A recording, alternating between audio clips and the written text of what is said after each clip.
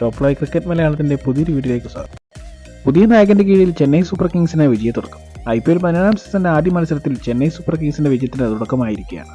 6 വിക്കറ്റിനാണ് Chennai royal ചലഞ്ചേഴ്സിനെ തകർത്തിരിക്കുന്നത്. RCB ആദ്യം bat ചെയ്ത് നേടിയ 173 റൺസ് എന്ന മികച്ച ടോട്ടൽ പ്രതിരോധിക്കാൻ അവരുടെ ബോളർമാർക്ക് കഴിഞ്ഞില്ല എന്ന് വേണം പറയാൻ. മികച്ച തുടക്കമാണ് RCBക്ക് ലഭിച്ചത്. വിക്കറ്റൊന്നും പോകാതെ 37 റൺസ്. ചെന്നൈയുടെ ഓപ്പണിംഗ് ബോളേഴ്സായ ദീപക് ചഹാറും തുഷാർ പാണ്ഡെയും ബോളിംഗ് പ്രകടനം ശരാശരിയായിരുന്നു.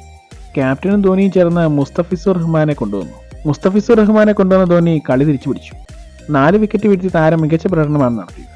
Virat Kohli, Faf du Plessis, Rajat Patidar, Cameron Green എന്നിവരാണ് താരം വീഴ്ത്തിയ വിക്കറ്റ്.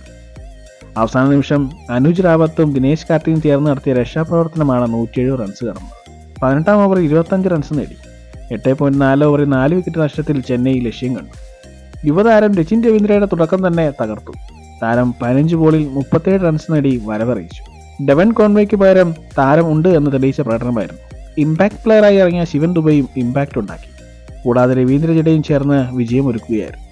ബാക്കി എല്ലാവരും തന്നെ മികച്ച സംഭാവനകളാണ് നൽകിയത്. ഇത് ആദ്യത്തെ മത്സരമായതിനാൽ RCBക്ക് തിരിച്ചു വരാൻ ഇനിയും സാധ്യതകളേറെയുണ്ട്. ചെന്നൈ സൂപ്പർ കിങ്സിന്റെ ആരാധകർ ആവേശത്തിലാണ്. ചെന്നൈയുടെ ഈ വിജയം വീണ്ടും തുടരട്ടെ. ഇത്തരം ക്രിക്കറ്റ് വാർത്തകൾക്കായി ഈ ചാനൽ സബ്സ്ക്രൈബ് ചെയ്യുക.